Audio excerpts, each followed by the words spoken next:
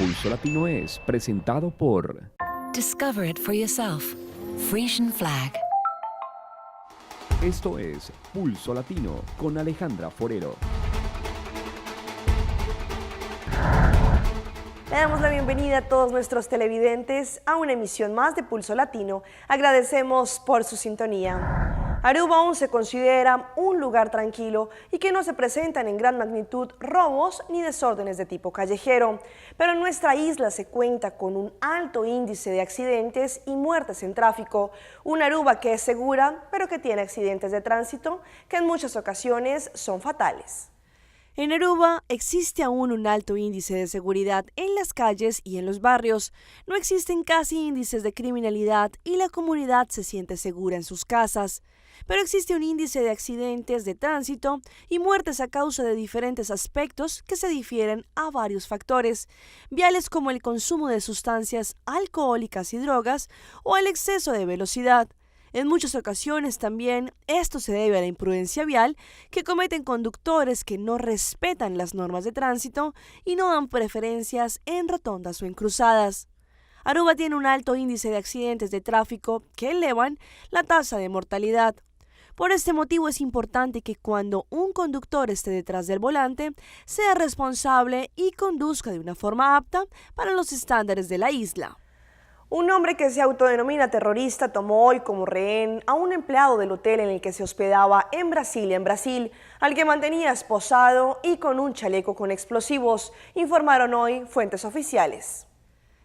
El hombre armado exhibe en el balcón de su habitación a un empleado esposado y con un chaleco con supuesta dinamita. Unas 300 personas, entre huéspedes y el personal, fueron evacuadas del edificio. Las autoridades ordenaron desalojar el edificio ubicado en una céntrica zona hotelera de la capital brasileña y han iniciado negociaciones con el hombre que se ha mostrado armado en el balcón de una de las dos habitaciones que había rentado este lunes por la mañana.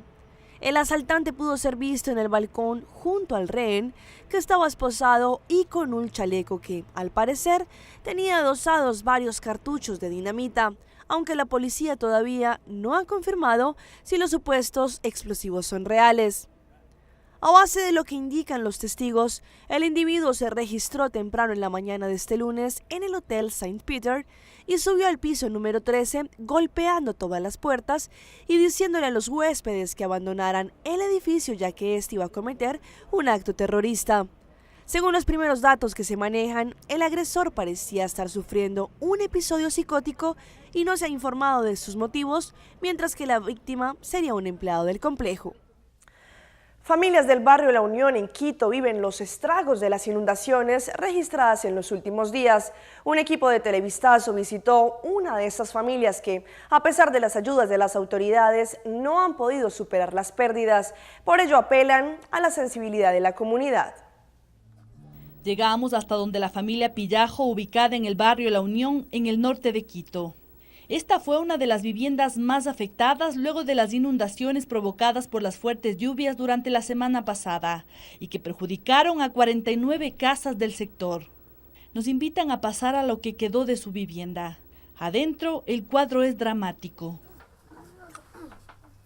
Más aún cuando María Quilumba nos cuenta que aquí vivía junto a su esposo y 11 hijos. Yo que vengo aquí, he estado enlagunado, ya no tenía como se dice aquí, ayudar a mis hijos ayudar a salvar las cosas y ya no tuve cómo porque ya todo ha estado ya enterrado.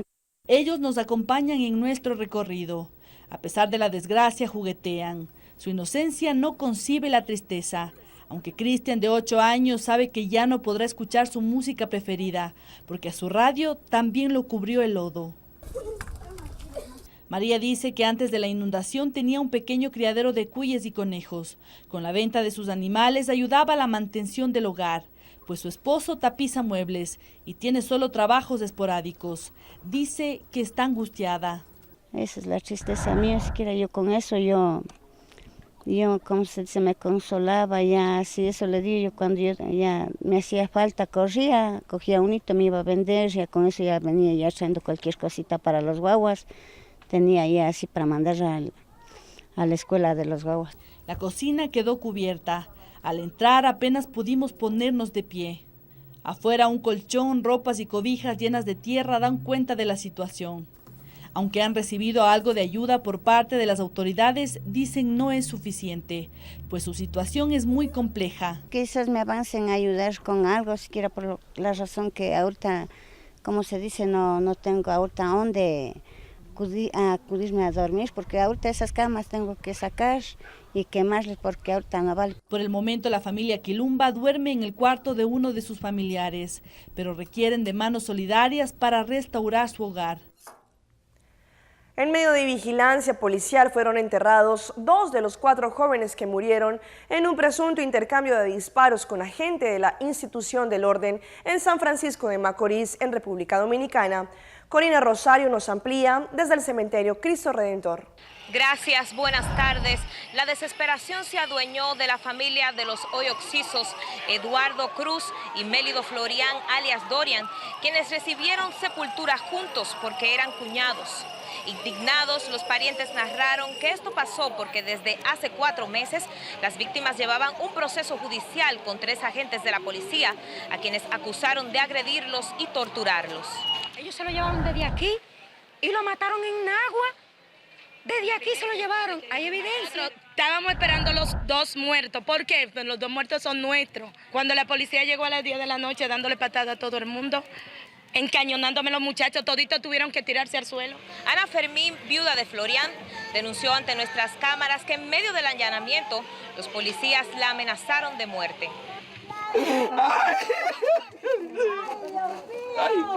Yo tengo miedo por mí, ¿tú sabes por qué? Porque cuando yo declaré que le habían dado una golpeada a Eduardo Luis y a Luis Manuel Lember hace 4 meses, me amenazaron de muerte. Mientras que la viuda de Eduardo Luis Cruz Reynoso, con quien procreó 3 hijos, insistió en que estos hombres eran de trabajo y no malhechores, como estableció la versión de las autoridades. ¡Ay, papi, mi niño! ¿A quién se le pide? El presidente no sirve, aquí no sirve nada.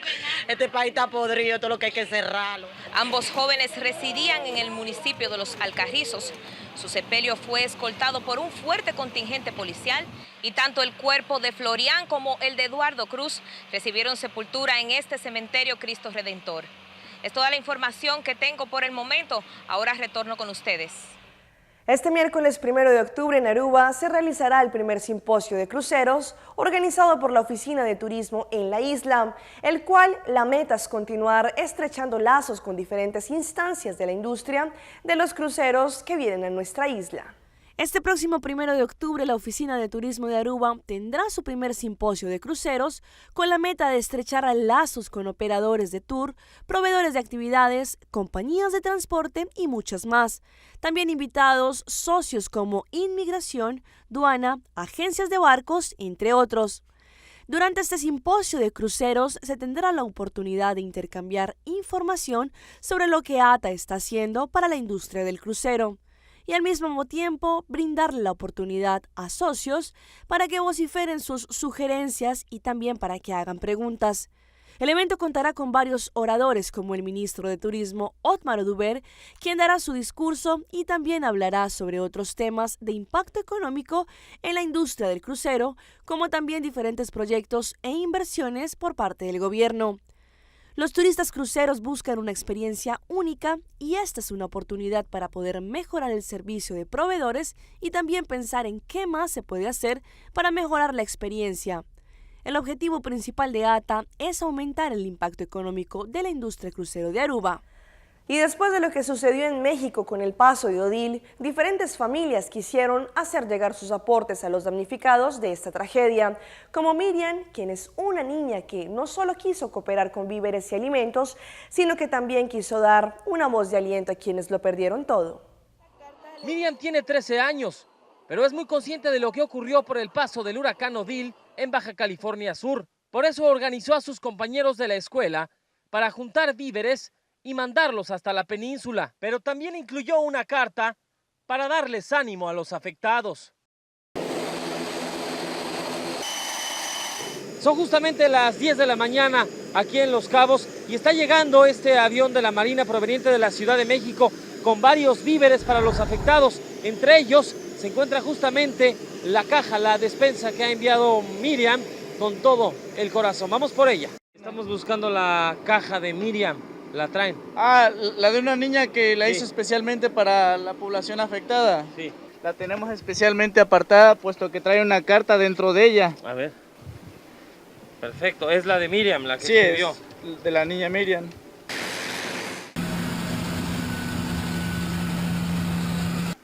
Señora, ¿cómo está?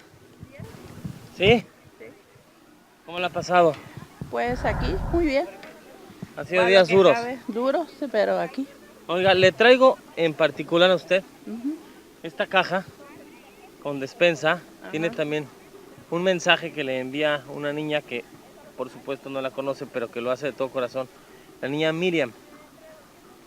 Se la voy a dar, ella va a ver este mensaje y lo hace de todo corazón, sabiendo, para decirles que no están solos y que en todas partes del país se está pensando en ustedes. Muchas gracias. ¿Sí? Sí. Se la traigo con mucho cariño. Gracias. ¿Le parece que le lea un poquito del mensaje que... Sí. Está? Sé que ustedes cuentan con nosotros y por eso les damos las gracias por recibir nuestro afecto hacia todos ustedes. Gracias por resistir a la tormenta Odil, gracias por apoyarse y resistir ante todo. Esto es igual de importante que lo que viene aquí adentro, ¿verdad? Sí, igual. Y sí, quizás hasta más. ¿Hasta más? Sí, hasta más. Pues sí, porque de esas palabras alientan a uno. Y gracias también por lo que viene en la caja. ¿Le dan ganas de ver para adelante, de salir de esto lo más pronto posible? ¿Cómo no? La verdad sí. Y lo va a hacer, ¿verdad que sí? Claro que sí. ¿Se la quiere quedar? ¿La quiere guardar? La voy a guardar como un recuerdo. Sí. Mira, Miriam, lo que provocaste, ¿cuál es su nombre? Inés. Inés. Verdugo Vargas. Valió mucho la pena tu esfuerzo, por supuesto. ¿Algo que le quiere decir a Miriam, esta pequeñita? Muchas gracias, mija, por este apoyo que tú me das, este aliento que tú me das para seguir adelante. Muchas gracias. Misión cumplida, vamos para entregarla a su casa. Sí. Juan Francisco Rocha, Azteca Noticias. Este fin de semana un show de Monster Truck terminó en tragedia en el momento en que uno de los conductores de estos camiones gigantes perdió el control y se estrelló enfrente con una de las líneas de los espectadores, dejando el saldo de 3 personas fallecidas. Un Monster Truck, camión 4x4 con ruedas gigantes y motor de gran potencia, mató a 3 personas este fin de semana e hirió al menos a 24 espectadores tras perder el control durante un espectáculo este domingo en Holanda, informaron las autoridades de la ciudad donde tuvo lugar la tragedia. Por motivos aún no determinados, el camión se desvió de su trayectoria después de pasar sobre una fila de coches, embistió una valla y atropelló a los espectadores, indicaron las fuentes locales. 3 personas fallecieron y al menos otras 24 resultaron heridas, 6 de ellas de gravedad, indicó en un nuevo balance de víctimas el canal de televisión estatal NOS. Helicópteros, ambulancias, coches de la policía y bomberos acudieron al lugar del accidente, así como los servicios de urgencia alemanes, ya que la frontera está muy cerca con Holanda. Y para la cultura no hay edad, un grupo de abuelitos estuvo disfrutando de un encuentro de la tercera edad, quienes a ritmo de bailes y comparsas culturales estuvieron gozando de este gran recorrido. Llegaron con sus trajes típicos y sus bailes. El encuentro del adulto mayor reúne a delegaciones de 30 departamentos y Bogotá. Un grupo de abuelos de México está como invitado especial. Es maravilloso porque invitan a los adultos mayores a movilizarse, a estar activos, a que sientan que su vida sigue, continúa. Los abuelos se tomaron las calles de Zacantero, algunos como los de Paupés, por primera vez visitaron el mar. Algunos de ellos indígenas puros no ocultaron su impresión al vivir la experiencia más inolvidable de todas sus vidas. Estoy recordando el río Baupés, no sé si está desembocando allá o será parte de esto.